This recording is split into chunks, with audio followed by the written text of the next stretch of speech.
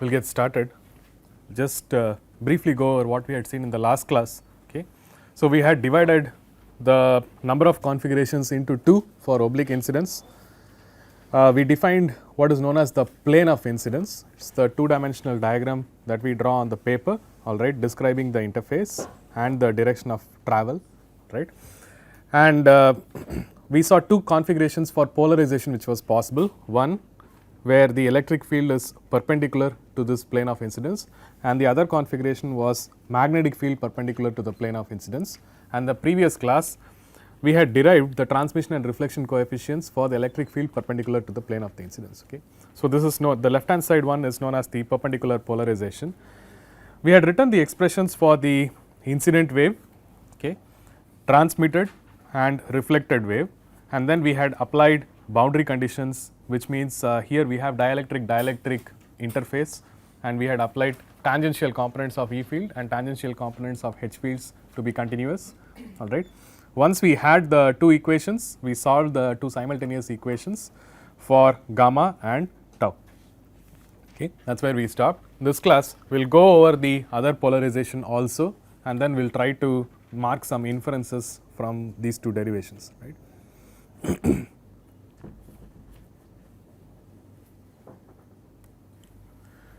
All right. So, we will get started with parallel polarization. Here the H field is perpendicular to the plane, all right, and as in the previous lecture, the assumption here is that the H field remains oriented in the same manner for the reflected and transmitted. The electric field will change its direction depending upon K. Okay. So, likewise we had marked E incident to be in one direction corresponding to the right handed triad. The direction of travel is towards this interface. At the origin it gets some portion of it gets reflected, and the reflected wave travels back because the K vector is in different direction, and the magnetic field is assumed to be in the same direction as the incident wave. The electric field has flipped. Okay. I think the way it has been drawn, it looks like a cross for the HR. So, I will just correct that a little bit.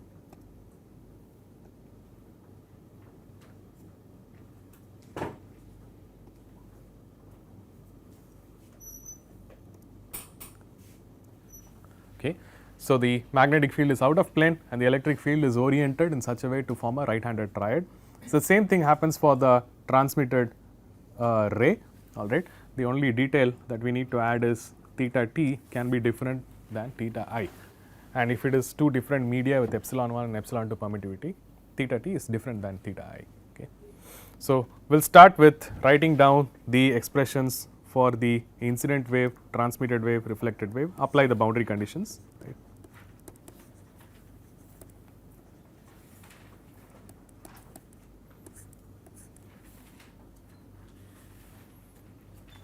Okay.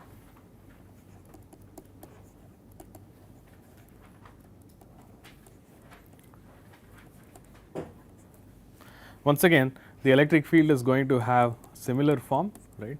So, it is going to look like e to the minus j k dot r in medium 1, right. And k incident is going to be kx x hat plus ky y hat plus kz z hat, okay. Or we can write this as beta 1 times n hat, which is identical to the left hand side case, and n hat will have components x, y and z, which can be marked as nx, ny and z, all right. These are identical to the left hand side. So, since everything is nearly identical, right, or everything is identical so far, right, the components will look exactly the same: sin theta I, 0 cos theta I. Remember that we are resolving K vector over here. The K vector between two different polarizations has not changed, all right. It is the same diagram, it is going in the same direction. So, practically there is no difference in the expression for the K, all right. So, here you can write that your Ki directly, I will take the result and say that it is B1 sin theta I x hat plus B1 cos theta I z hat. Okay. Once again, the only difference between the two is the way in which E and H are oriented. Okay. The expression will be EI exponential minus j k dot r. Right. This is for a plane wave. R is going to be position vector x x hat plus y y hat plus z z hat, irrespective of the polarization. And in the way that we have drawn, the k is oriented in the same direction in both the cases. Only the direction of the electric field is different, right. So, which means that the expression for the electric field is going to look identical. Okay. Okay.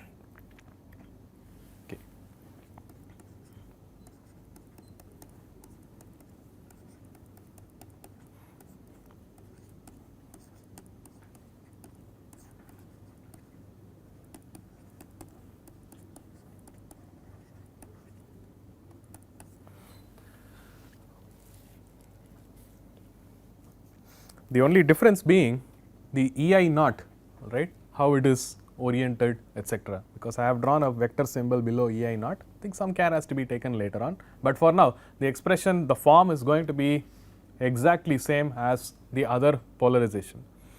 Now, since this has been established that for the incident wave the form of the electric field expression is identical to the other polarization, it's very easy to say the same thing about the reflected and the transmitted fields also, because the k vector is going this way for the reflected wave and the k vector is going the other way for the transmitted. So, the components of k for the reflected and transmitted will be identical to those cases in the other polarization also. So, directly one could write down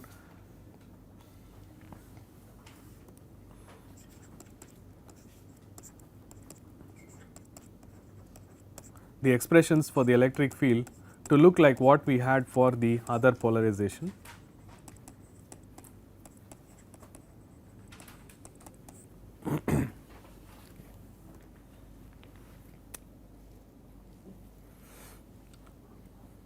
Okay, and I am going ahead and writing down the expression for the transmitted electric field also.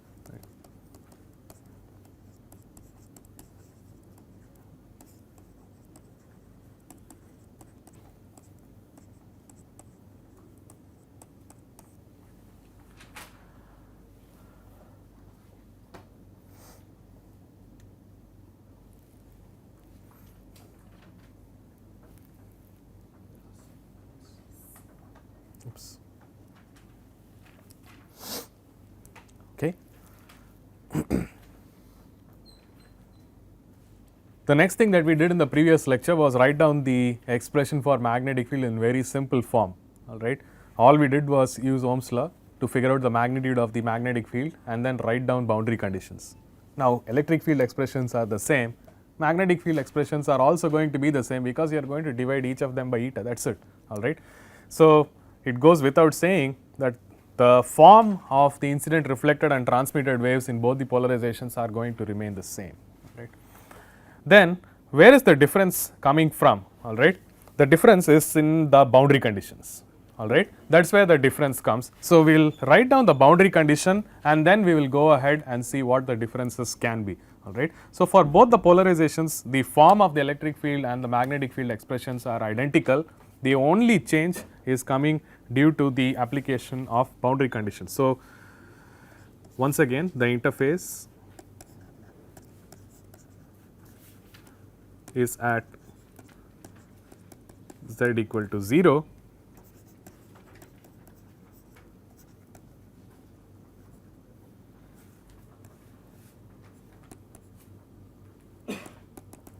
and apply boundary conditions. Previously, we had the electric field pointing out of this plane, all right, which means that entire electric field was tangential to the interface. So, we had written EI plus ER is equal to ET.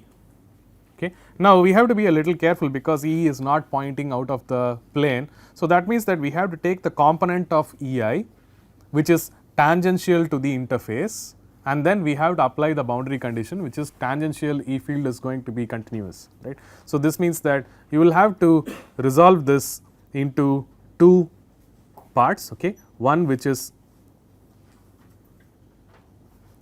like this and the other one like this. and you have to take the tangential part, which is the vertical component over here, and you have to apply the boundary condition, that is tangential components will be continuous at the interface. Okay. So, I will go back. The boundary condition here is at z equal to 0.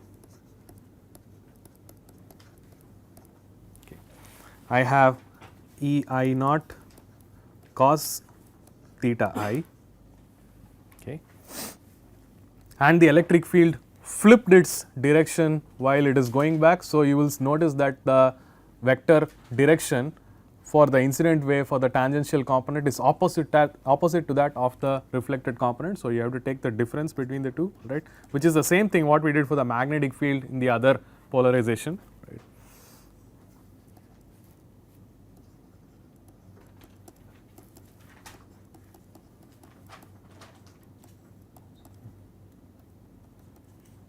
Okay.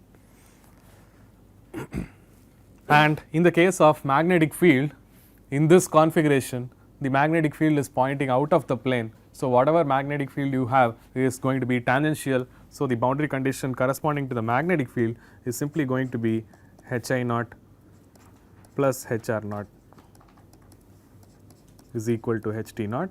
The plus sign is simply because the magnetic field does not flip its direction. So, the net magnetic field vector is still pointing out of the plane on the left side and on the right side. Okay. All right. So, now once again you have two equations. The magnetic field can be written as E I naught divided by eta 1, all right, or E I naught E R naught divided by eta 1 and E T naught divided by eta 2. Okay. So, that means you will have two equations, simultaneous equations, and you will have E I naught, E R naught, E T naught to be calculated. Since there are only two equations and three unknowns, if you substitute, as in the previous case, you can solve only for the ratio. So, here we will denote the gamma by a suffix representing parallel polarization, right. So, I will mark this as equation number 1, this is equation number 2. You can always write down magnetic field in terms of E I naught divided by eta 1. So, you can always write this down as E I naught divided by eta 1 plus E R naught divided by eta 2 is equal to E T naught divided by eta 2. Okay. So, this is eta 1, right. Reflected is the same. Okay. So, now you will have two equations, and the unknowns that you can solve are only for the ratios. So, the ratio of reflected to incident, right, in this case comes out to be eta 1 cos theta I minus eta 2 cos theta t divided by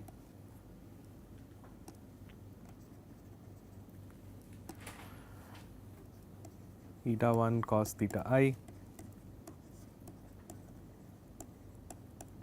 plus eta 2 cos theta t. Okay.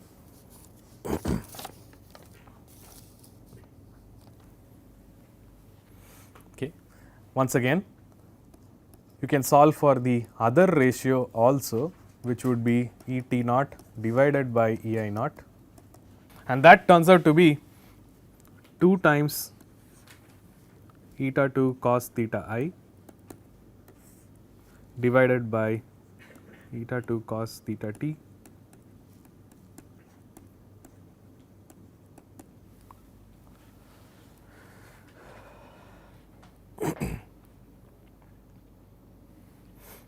okay. You do not need to memorize these expressions, all right. Once again, for the quizzes, either these expressions will be given or you will be allowed to bring a formula sheet, right, but the interpretations are important. So,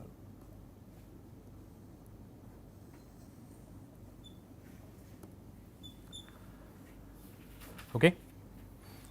So, now that we have seen the reflection and the transmission coefficient for both the polarizations, it is abundantly clear that there are some commonalities between the two. There are also some distinctions between the two, right.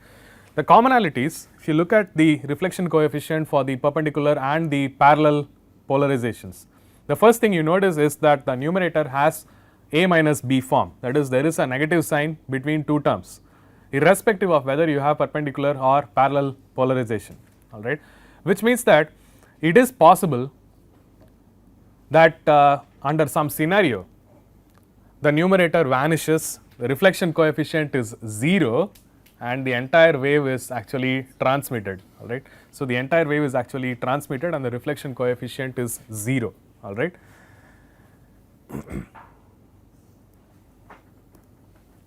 Okay. So, let us take the numerator, okay, and just equate it to 0, alright, and see what is the consequence or what could the material configuration be, right.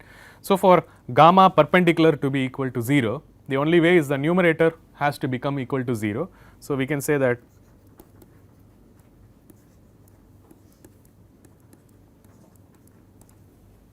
okay, is there an issue? Okay. For gamma perpendicular to be equal to 0, the only way is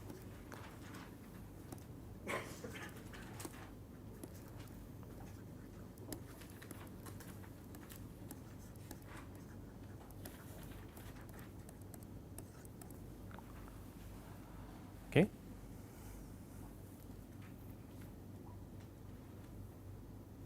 Okay.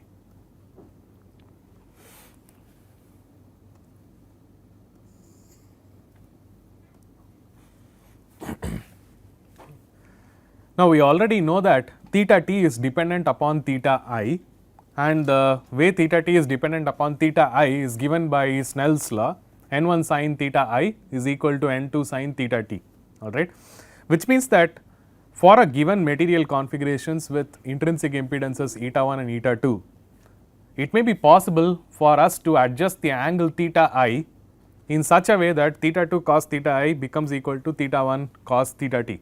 And let us say that in an experiment we do not have control over everything, the only thing we have control over is say the incident angle theta I, alright. And so, let us say that for a particular angle theta I, if this were to happen, what would that theta I be?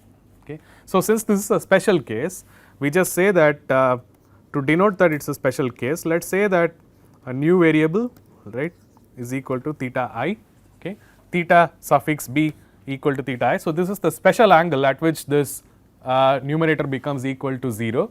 Okay. Then what we can do is we can rewrite this equation as eta 2 cos theta b minus eta 1 cos theta t is equal to 0.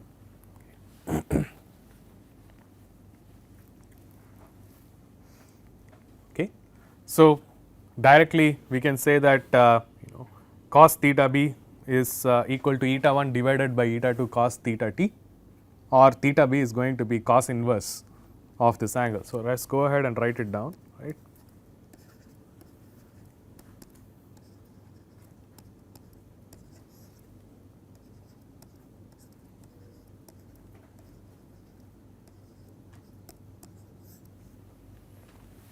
Alright.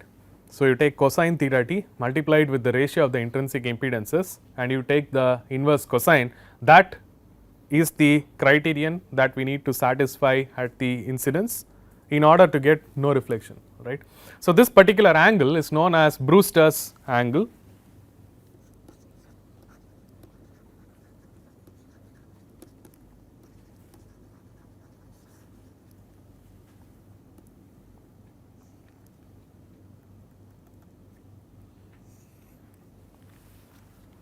Alright. So, this is known as Brewster's angle. However, there are some small caveats, okay, and we will deal with these caveats in a minute now. Okay. Now, let us say that I am going to start with Snell's law again. So, I am having two variables over here. I am having cos theta b, cos theta t. So, on the right hand side I have theta t. I want everything to be in terms of theta b. Okay, I want to get rid of this theta t because theta t is anyway dependent upon theta b, see by Snell's law, that is it, alright. So, you could write this down in terms of a single variable theta b everywhere instead of having theta t on the right side. So, for doing that you could make use of Snell's law. You can say that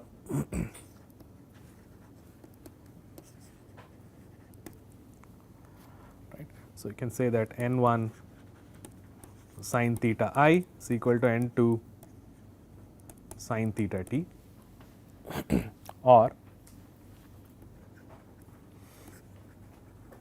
sin theta t is equal to n1 by n2 sin theta I, but I have cos theta t. So, I can do square root of 1 minus sin square theta t, okay, and I can do the same thing for the right hand side. So, I will end up getting square root of 1 minus n1 square divided by n2 square sin square theta I to be the substitution for this cos theta t term over here. Okay. So, I could always do that instead of theta I, it is a special angle, I will call it as theta b and make a substitution in the prior case. Right. Now, there are also other ways to look into it in more detail.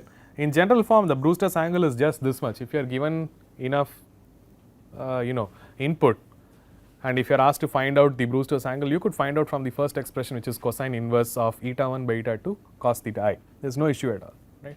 But doing this gives us some other inferences that we need to talk about. Okay. Okay. The ratio n1 by n2 can also be written in a more complicated form, okay, because we know that phase constant in a medium beta 1 is given by 2 pi divided by lambda in that medium. So, you could always write this down as free space wavelength divided by n1, right. Remember that when the wave travels into a denser medium than vacuum, the wavelength will become smaller, similar to the case with transmission lines where we had see LC on one side to be small, LC on the other side was increased and the wavelength shrunk, the velocity also reduced in the simulations, right. So, similarly, the phase constant in a medium is written as 2 pi divided by lambda in that medium. So, it is lambda naught divided by n1. So, if you were to take beta 2, you will be having 2 pi divided by lambda naught over n2. So, this gives us some idea that n1 divided by n2 can also be written as a ratio of beta 1 divided by beta 2. Okay. We are just substituting for n1 by n2 in terms of beta 1 divided by beta 2. Okay. So, this means that in Snell's law, okay, sin theta t becomes beta 1 by beta 2 sin theta I. All right. This is another way of writing Snell's law. Since we are dealing with a particular angle over here, I will just mark this as B.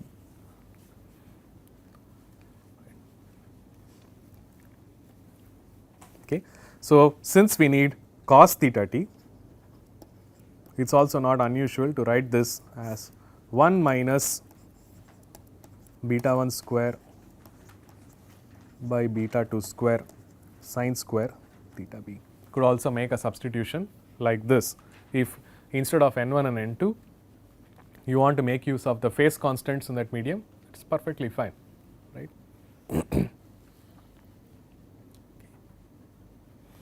Okay. Now, one of the things that we will notice over here is n1 divided by n2, all right, can also be written in other forms. For example, you can write it as a ratio of permittivities and permeabilities. Beta can also be written as omega square root of mu epsilon, right. So, you can always expand these components into more and more constituents and try to look at it more deeply. There is nothing wrong with it, right.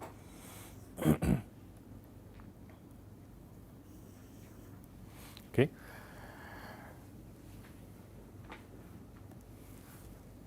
Okay. Now, if I have written it with beta 1 and beta 2, I remember that beta 1 is omega square root mu 1 epsilon 1 and beta 2 is equal to omega square root mu 2 epsilon 2. Okay.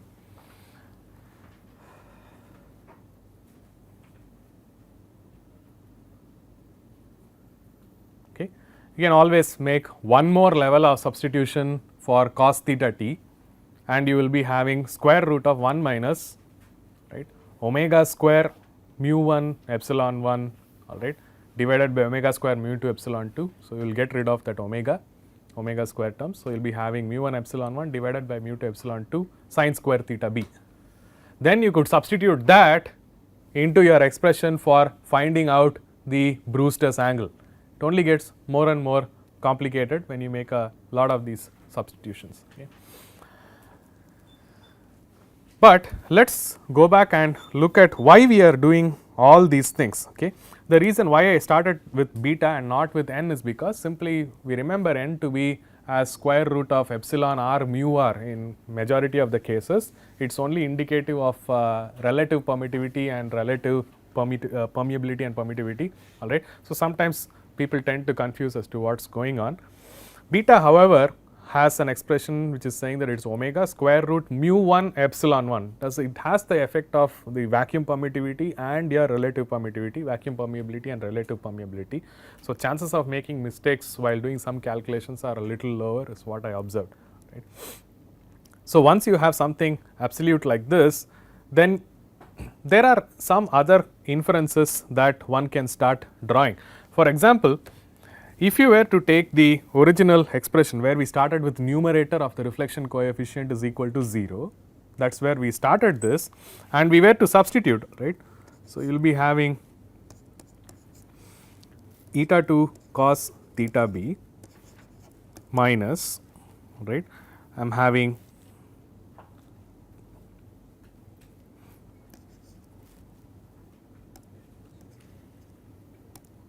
minus eta 1 square root of 1 minus beta 1 square divided by beta 2 square sin square theta b. This is the last expression that I have for cos theta t is equal to 0. This is what that same expression would look like, right.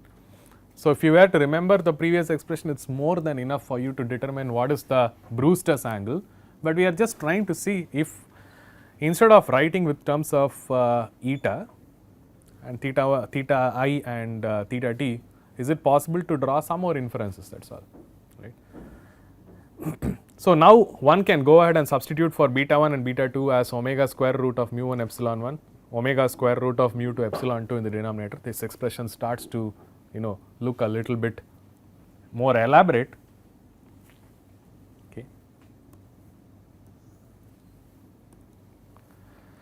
All right. So, there is also another thing that we can do, we can substitute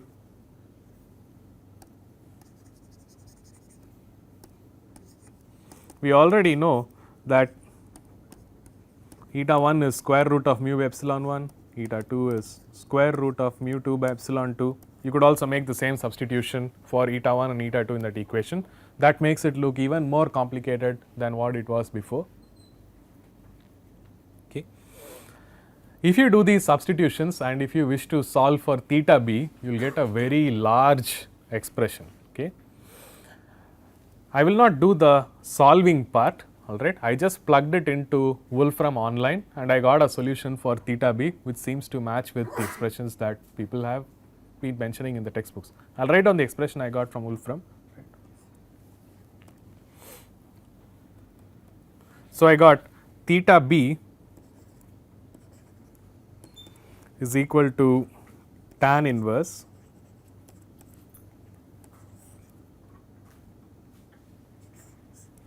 square root mu 2 by mu 1 times square root of mu 2 epsilon 1 minus mu 1 epsilon 2 divided by mu 2 epsilon 2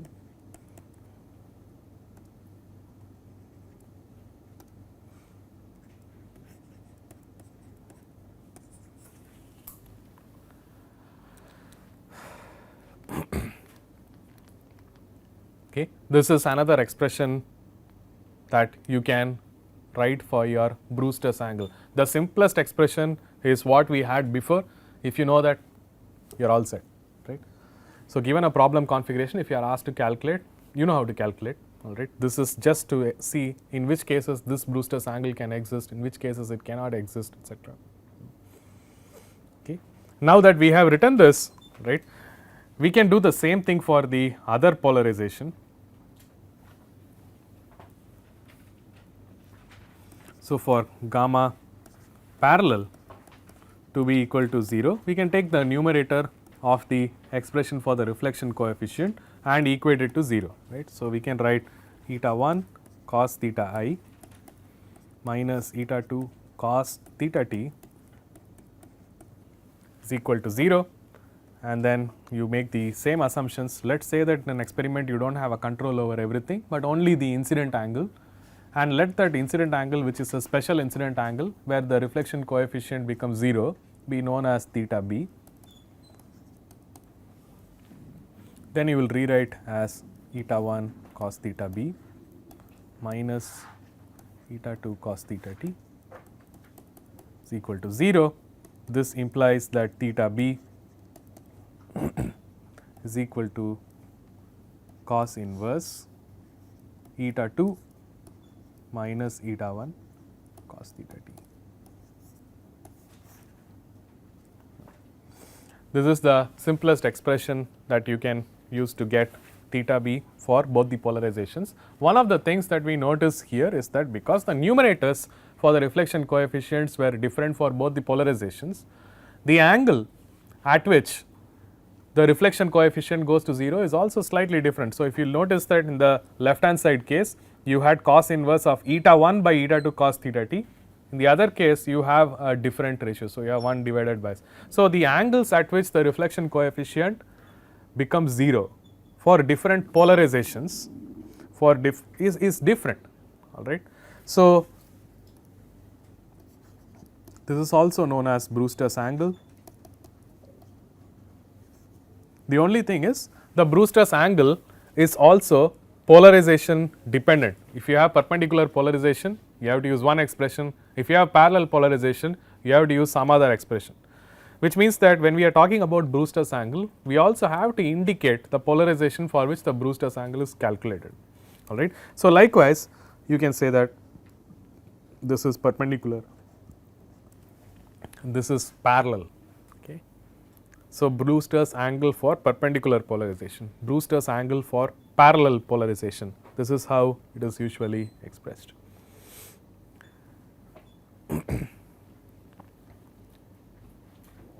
Okay. Now, we can go through the Snell's law, make substitutions for eta 2, eta 1, make substitutions for theta t in terms of theta b, all right, and you could make substitutions in terms of beta 1, beta 2, then make it to epsilon 1, epsilon 2, etc. It is the same drill over here, right, except that the angle here turns out to be slightly different because our starting expression itself was different, all right. So, to indicate that we are dealing with parallel and perpendicular cases, so I am just writing a suffix of perpendicular and parallel. Turns out that theta b is tan inverse of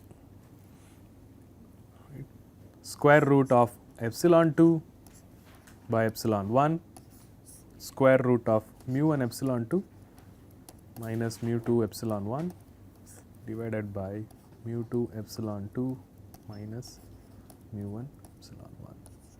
It is a very big expression. I do not expect you to remember all this, right. If you are able to do the first case, which is this cosine inverse of eta 1 by eta 2 cos theta t, etc., it is more than enough.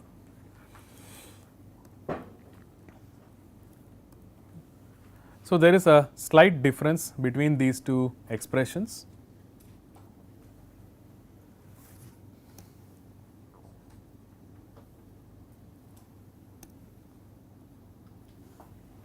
Right. And one can pay some attention to these slight differences, all right. One of the things that I have touched upon in the past lectures is mu 1, mu 2 being not the same as vacuum permeability and permittivity permeability. So, mu 1 and mu 2 are permeabilities, all right. You can write them as mu naught mu r, okay. However, in majority of the materials there is no magnetic properties magnetic materials are rarer than the other dielectric materials. So, it is quite possible, right, that for majority of the materials that you will encounter, mu 1 and mu 2 is equal to mu naught. All right. In general case, this is the expression for your Brewster's angle for perpendicular and parallel polarizations in the most expanded form. Suppose you are not given anything except mu 1, mu 2, you will be able to do this. All right. All right. Notice that this expression has got nothing. You just need mu 1, mu 2, you will be able to find out the expression. If you were to go back, incident, suppose your transmitted angle is given to you, right, then you will be able to find out the Brewster's angle in the other case. But if nothing is given, you will have to do some arithmetics, but it is possible to write down the incident angle purely in terms of material parameters and arrive at what is the Brewster's angle. Okay. Now, this is the final expression, but one could also go one step further and make it a little bit simpler for many people, in the sense that majority of the materials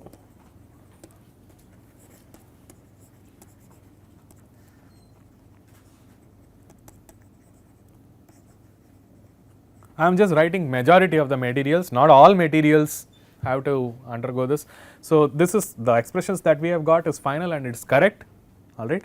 But in case you want to make some other inferences which are more common than some other cases, right, you can say majority of the materials have mu 1 equal to mu 2 equal to mu naught. So, that is, you do not have any magnetism related properties in these materials. So, vacuum permeability is the same as the material permeability, or mu r is equal to 1. It is very common for most of the dielectrics, most of the metals also you will find that mu r is equal to 1.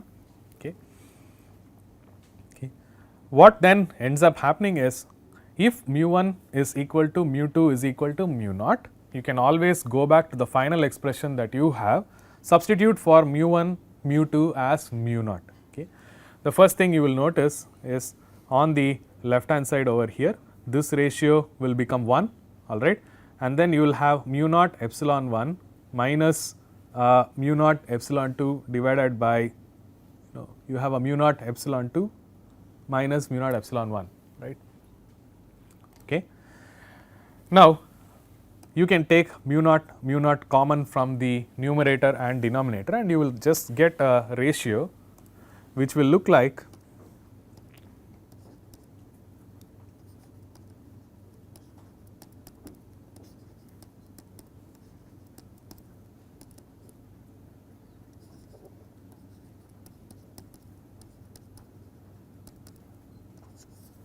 square root of mu 2 by mu 1 is just 1, all right, and then I make a substitute for mu 2 and mu 1 to be mu naught. So, I can take mu naught outside, right. So, I can just say that, just do like this, right.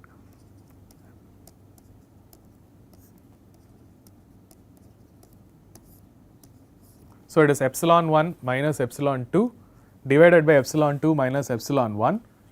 Once again, I can take a minus sign, all right, the ratio has to be equal to minus 1. So, I get tan inverse of minus square root of mu naught, right. Okay. Tan inverse of square root of minus mu naught is what I would get. Okay. Generally, tan inverse of a square root of minus mu naught means that you do not have a angle that you can, you know, attach to theta b perpendicular. So, tan inverse of square root of minus some quantity means the tan inverse of j something. Right. So, there is no real angle theta b which will give you this relationship, all right. So, people argue that in the case of perpendicular polarization for non-magnetic materials, you may not have a Brewster's angle. Okay. So, in the case, so there is so many conditions. In the case of perpendicular polarizations, if you have non-magnetic material on the left and on the right, you may not get a theta b perpendicular, because you will end up having tan inverse of square root of minus mu naught, all right, minus 1, all right, whatever. Okay. So, it is mu naught is common in the numerator and the denominator, is it not? Okay. So, it is tan inverse of minus 1 within a tan inverse of square root of minus 1. So, it becomes tan inverse of j, right. So, it becomes tough to find out what this theta b perpendicular is. So, in case of planar angles, it is not going to be possible. There are some other arguments. You can say that you can say that the angle is out of plane and all that. So, if you have the entire diagram in plane, you can always argue that if you shoot the beam out of plane, you will get something else, right. But we are not getting into solid angles. Okay. So, it is not possible to find out a real angle theta b perpendicular. So, people tend to say that for perpendicular polarization, Brewster's angle does not exist, okay. But it is under the assumption that you have non-magnetic materials, right. Now, how about we apply the same condition to the right hand side, okay. So, for mu 1 equal to mu 2 equal to mu naught, theta b parallel is tan inverse square root epsilon 2 by epsilon 1 times mu naught epsilon 2 minus mu naught epsilon 1 divided by mu naught epsilon 2 minus mu naught epsilon 1. So, that ratio becomes 1. So, I have tan inverse of square root of epsilon 2 by epsilon 1. Since in majority of the materials you could have epsilon 2 different than epsilon 1. So, you can say that theta b parallel is tan inverse of square root of epsilon 2 by epsilon 1. So, if you consider majority of the materials to be non-magnetic, okay, then for a particular polarization, you may not be able to find out a Brewster's angle, but for a other polarization you will be able to find out a Brewster's angle, which means that for a given material configuration that is non-magnetic, the interface will have reflection coefficient being equal to 0 for some component of the electric field that is parallel, that is in parallel polarization. But if your incident wave is going to have some other polarization, it may have some reflection coefficient coming in. So, the polarization plays a major role at the interface, okay, in determining your reflection coefficient. This aspect is very different from transmission lines. In the case of transmission lines, you strictly add eta 2 minus eta 1 by eta 2 plus eta 1, or equivalently we wrote it as ZL minus Z naught by ZL plus Z naught. If your material properties dictated ZL, Z naught, etc., then you are pretty much fixed. Whatever voltage and current waves you are launching will adhere to this ZL minus Z naught by ZL plus Z naught. But in this case, merely the material configuration is not enough. You also need to have the polarization being aligned in some direction, all right. So, it has to be parallel polarization in the case of non-magnetic materials to have reflection coefficient equal to 0, okay. So, this means that impedance matching in the case of electromagnetic waves should also consider polarization, okay. It is perfectly possible to have no reflection of one polarization, but a lot of reflection of the other polarization. It's perfectly possible, all right. So, that is what it is going towards. So, impedance matching in the case of electromagnetic waves having oblique incidence on interfaces is not a very simple problem, okay. Now, this has a lot of practical applications. Many of you, when you buy eyeglasses, they ask for some anti-reflection coatings, etc. Essentially, what they are trying to do is make sure that you get a lot of light inside, but you could also look at it as another problem. You could say that there exists some angle, Brewster's angle, for the light that is coming into your glasses. You do not want any light to be reflected from the glasses directly, because it needs to reach your eye, okay. So, you can say that I do not want reflection, so I want to put some coating there. You could also determine what could that, you could say that epsilon 1 and mu 1 correspond to air, epsilon 2 and mu 2 are corresponding to some material that you are going to be coating. You could calculate a Brewster's angle. You could say that for this angle, a lot of light is going to be coming in.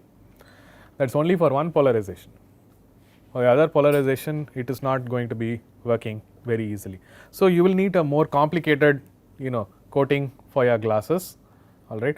So, impedance matching in the case of EM waves, it is not a very easy thing to do, all right, unless you have very good control of the polarization, etc.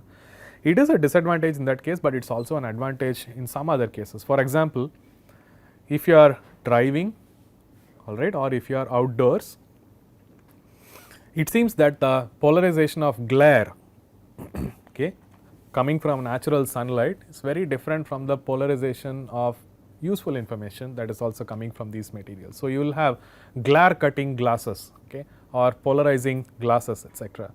So, it is also possible that you have reflection coefficient 0 for the useful information to come in and reflection coefficient not equal to 0 for the glare part that is actually coming into your glasses, right. So, it could be used in useful ways, or it can become a disadvantage when you are actually trying to solve problems. So, the only thing that I can say at this point is impedance matching in the case of electromagnetic waves is non-trivial, okay. Using just manipulating angles, you need to do something else, right. So, I think we will stop here. One of the reasons why I mentioned these is because in the case of transmission line, impedance matching was trivial. All you needed to do was find out ZL minus Z0 by ZL plus Z0 and then make sure that you go to the center of the Smith chart somehow, okay. Here, however, if you go to the center of the Smith chart for one polarization, you may not be at the center of the Smith chart for another polarization. So, it becomes very important to draw Smith chart for different polarizations and then decompose every incident wave into a parallel and a perpendicular component. Strictly your E field need not be parallel or perpendicular to the plane, it can be anywhere in between. In those cases you will decompose it into two, and then you will have reflection coefficient for one component being some value, the other component being some other value, and then you have to take the summed up effect.